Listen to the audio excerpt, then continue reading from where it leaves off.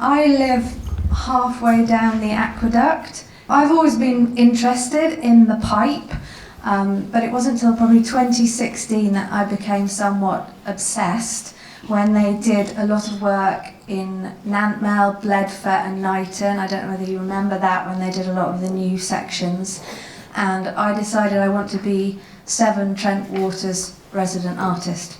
So I bombarded them with emails, and they kept saying no, no, no, no.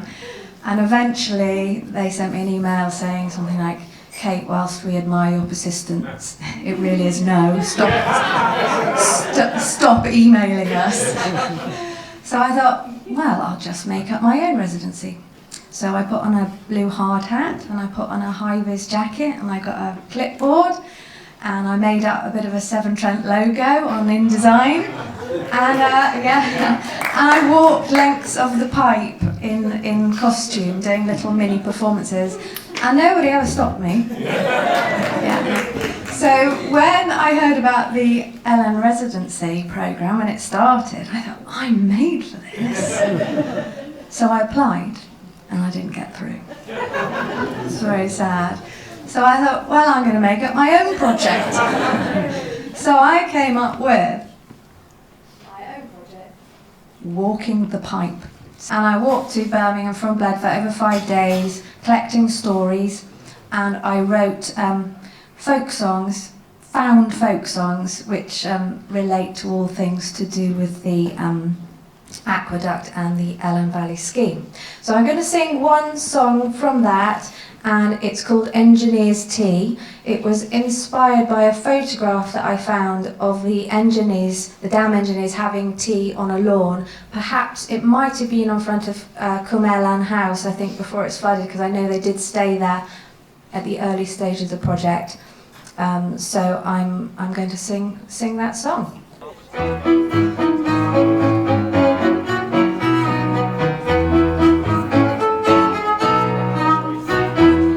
Pour the tea, please, Mr. Yordy. Pass the pickle, Mr. Tickle. For your boiled egg, Mr. Leg. Now for my cheese, dear Eustace. Another Welsh cake, Mr. Gray, for it has been an arduous day. Barrett Reef and Mr. Lapworth. Just bread, sir, mince and manster, but I thank you.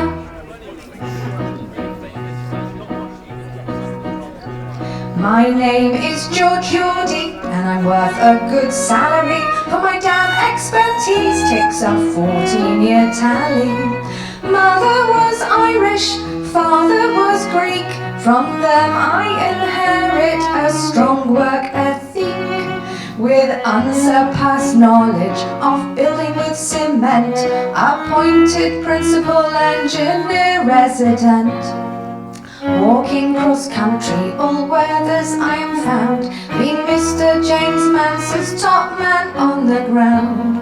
Short, stocky, great facial hair, of my navvies I take most exceptional care. Follow strict regulations to have hot food, clean beds and good sanitations.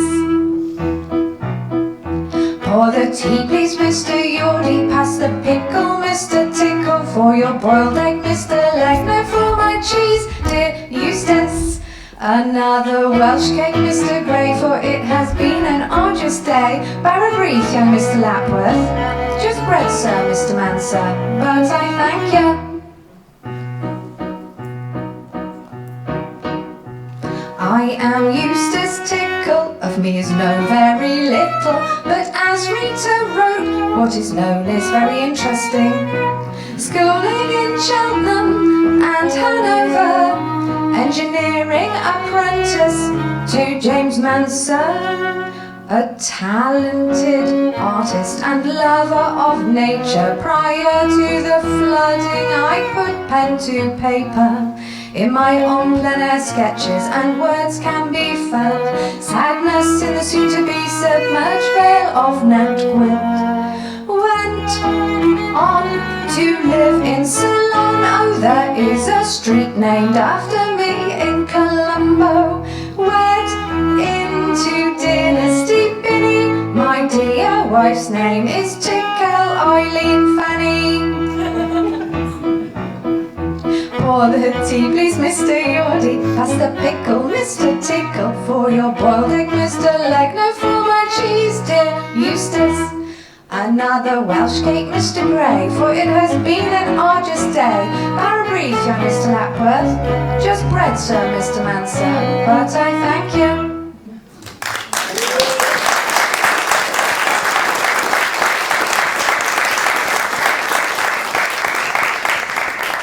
Very much. So I lived on a farm for about 15 years on the Powys-Shropshire border, and I had quite an eccentric neighbour who was an author called Guy N. Smith. I don't know if anyone's heard of Guy N. Smith, probably not. He was from Birmingham. If you look on his Wikipedia page, I've just got to get the wording right here. He's listed as an author of books about countryside pursuits like hunting, shooting, fishing, pulp horror, children's literature, and soft porn. He was also a world pipe smoking champion as well. So, as you can imagine, there's quite a lot of stories there.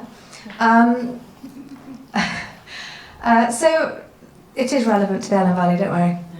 So he also wrote a book in the 1980s, a pulp horror novel called The Thirst. So I'll tell you a bit about the premise. The premise is a deadly experimental weed killer in a great tanker, for some reason, is travelling along the side of the Clarwen Reservoir. It crashes into the Clarwen Reservoir, poisons the water. Anyone who drinks the water becomes a flesh-eating zombie. Can you guess where the water's going? Yeah. So when I was up in Pennygarry Cottage, we've heard the other artists talk about this, lots of self-reflection and mindfulness. I thought, why don't I set this to music, a zombie song? So I have.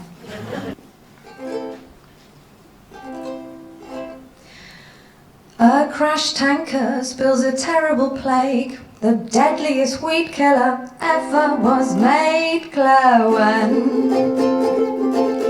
the water was cursed. Clarwen, first symptom was a thirst. 'Twas too late to cut off the supply. They could only wait for the horror to strike. Clarwen, the water was cursed. Clarwen, first symptom was a thirst. The prophetic words of Eustace Tickle, his thirst of Birmingham, now a zombie hell. We'd spray. It was a terrible day. We'd spray. Better kneel down and pray. Lecherous scientist Ronald Blythe, blaming women for his chemical crimes. We'd spray. It was a terrible day. We'd spray. Better kneel down and pray. They cordoned off the burning rabid city, the government's aim, herd immunity. Birmingham was a danger zone. Birmingham, you're on your own. Thousands dying with postulating sores, the authorities declaring martial law. Birmingham was a danger zone. Birmingham, you're on your own. We did everything possible, said the PM. I can assure you this will never happen again. But history shows there will be a sequel. History shows the horror will be equal.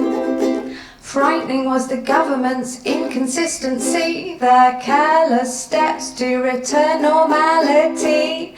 History shows there will be a sequel. History shows the horror will be equal.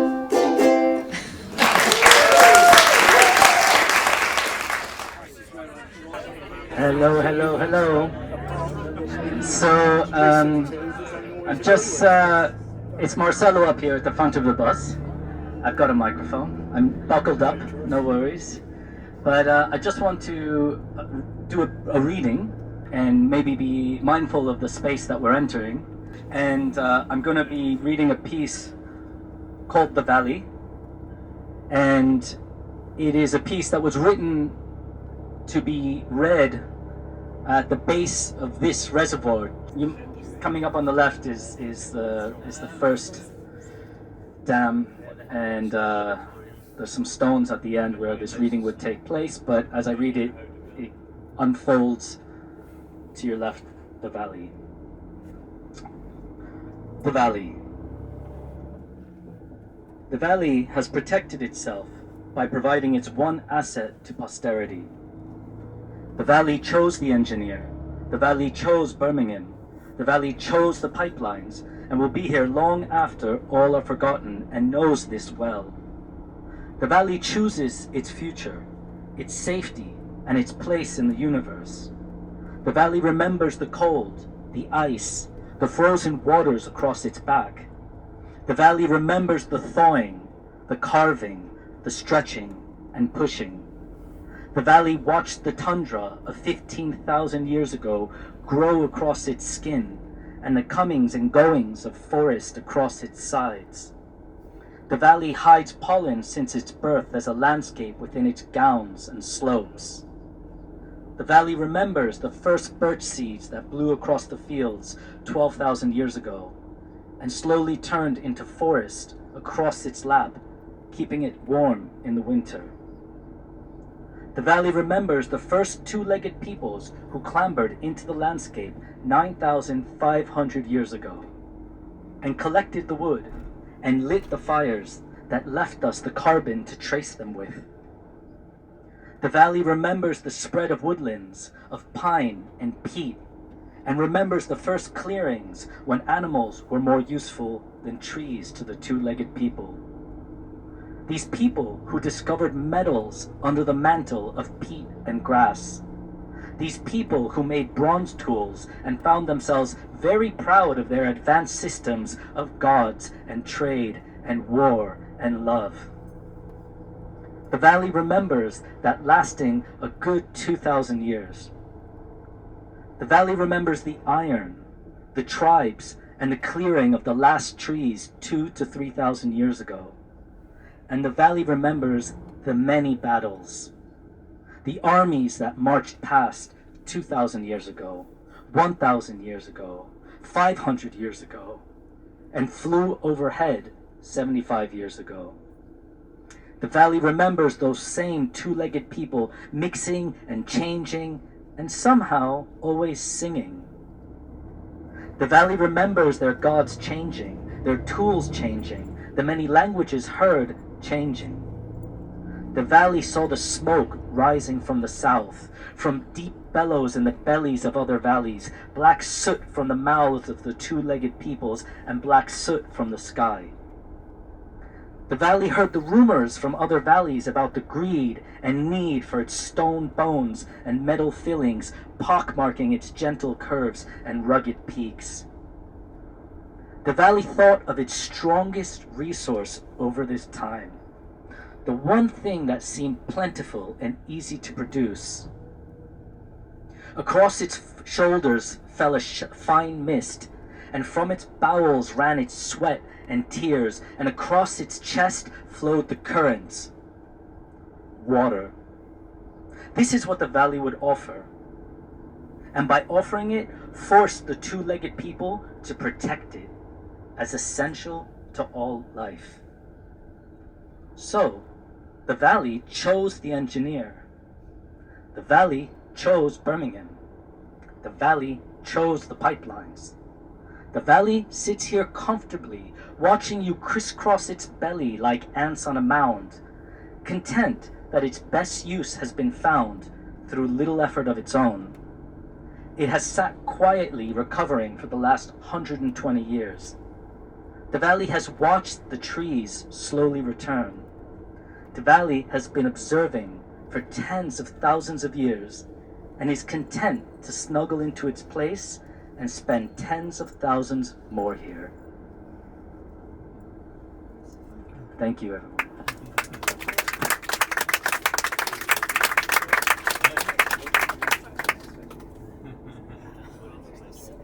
This one was written, this is one that took a lot of deciphering. So it's a list poem written really high on the hill in the wind and probably rain. 6. Fine sage moss like dry sponge. Yellow ochre lichen in buds. Forest green and ginger fibres. Green and brown corner moss. Wind clean stone. Wool strands horizontal at knee level. Dried white kite shit. 7. This poem is my attempt to describe what it's like to photograph people in moonlight, because you have to photograph people backwards. So basically you take a photograph, you wait for the camera to process it, you look at it, and then you frame backwards according to how wrong it is. So that's how I did most of this project. And it was a kind of a moment to be with somebody as well, and to kind of experience this kind of, I guess, space of moonlight together. So this is like a photographer's poem, I guess. I frame Everon up against the hill edge. Head higher, head lower, puffed sky around head, lava hill below head. They all face the light. Shadow behind them, straight on mud or grass. Their hard key, pure silver. Their eye light, full moon.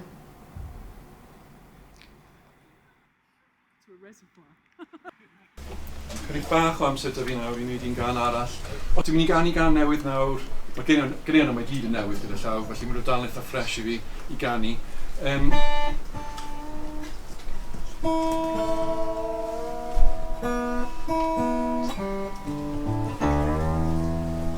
Falle ar y ffordd wnaethoch chi fynd heibio arwydd ar gyfer, pan chi'n cyrraedd ar gaidol y mynach, mae yna arwyddion yn pwyntio i fynd i Dyffryn Cleirwen, ac hefyd ar y graig fyna, mae yna graffiti Cymraeg, cofiwch Nghwm Elan. Falle wnaeth rai ohonoch chi sylwi ar hynna. A mae hwnna yn atseinio y graffiti enwog Gymraeg, cofiwch Dryweryn, oedd ar y waletherm yna ar y ffordd i Aberystwyth. Ac mae hwnna wedi troi lan dros y blynyddoedd diwethaf ym mhobman yng Nghymru. A mae'n sôn am trial peidio ynghofio y llefydd yma dyn ni wedi colli, fel Nghwm Elan, fel Dyffryn Tryweryn, Llyn Fyrnwy, Epynt. Maen nhw yn peilio lan, maen nhw yn cael effaith arnoch chi, dwi'n meddwl, ac yn enwedig ar Cymru fel bobl, mae hwnna wedi bod yn mil Tryweryn yn drobwynt diwylliannol i bobl Cymraeg yn enwedig, ac yn drobwynt i mudiad yr iaith Gymraeg hefyd. Felly, nes i sgwennu can am gyda'r teitl yna, Cofiwch Nghwm Elan, mwyn trio prosesu falle y trauma yna, fel nath Marcelo sôn gynt. A mae'n bwnc mor enfawr yn diwedd. Ond dwi'n meddwl rhywsut mae prosesu trwy'r celfyddydau yn ffordd da o dechrau sgwrs o leia. Ac dyna pan mae cyfnodau fel hyn a cyfnodau preswyl fel hyn, dwi'n meddwl, mor bwysig.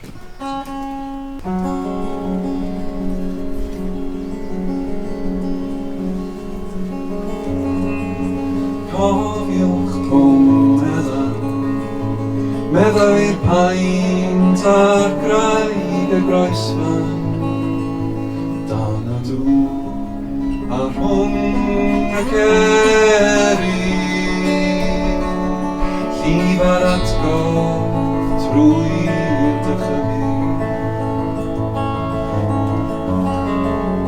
Cofiwch gwmpleir wen, cofiwch groes o'r hyn mi'n wydden, fyddai'n cysur cael i'r gael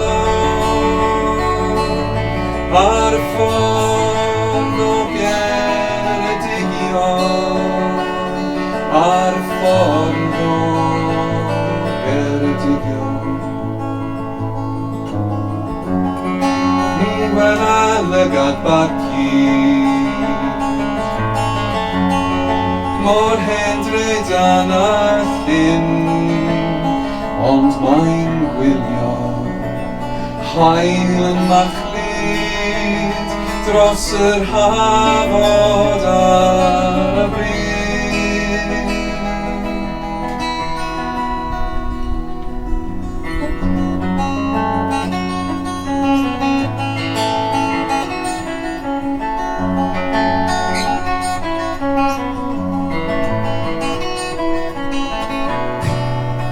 Ysgol ag eglwys, 10,000 wath ar a dwys, deunaw fferm ei tangu'r peilon, geiriau gwag am ei colledion, o geiriau gwag am ei colledion. Cofiwch Elan, weld oes neb yn cofio'r cyfan ar y lan, rwy'n yn estron, yma'n pigo trwy'r gweithion. Ni welen lygad barcud, mor hendryd â'n allyn, ond mae'n gwylio hael yn machlyd ar yr adfail ar y bryd.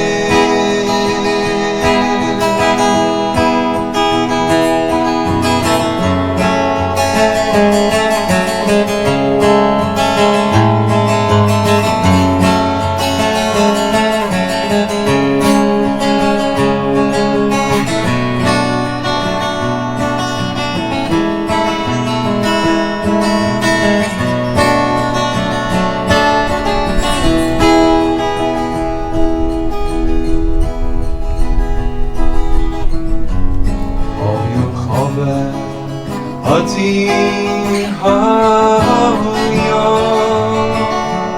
pob diferyn man sy'n glanio, pob diferyn man sy'n glanio.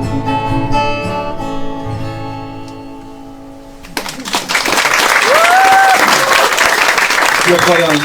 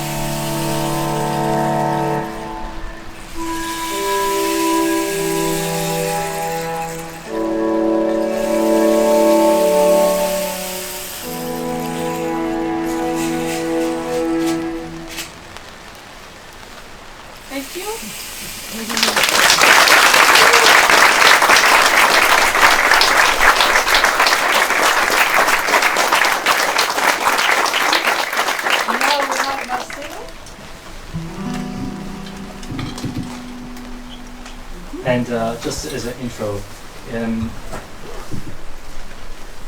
when we first came in, some of you might be familiar with this or not, but there's on the footpath of Gareth Bonello there is Nghwm Elan Manor House, which is where Percy Bysshe Shelley and his first wife Harriet stayed and fell in love with the valley.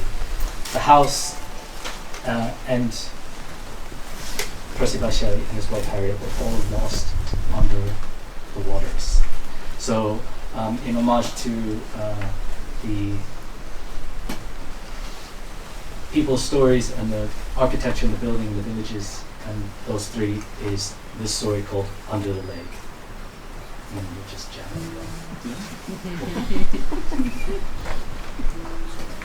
She thought the water would be too cold collected up like this. She was used to rolling currents with whirling pools that somehow were always a few degrees warmer than the winds. She didn't mind the rains, for there was always enough sun and wind to dry off and stretch out again. But this still body that lay in front of her seemed to hold within its slow breath all of her wonder and uncertainty.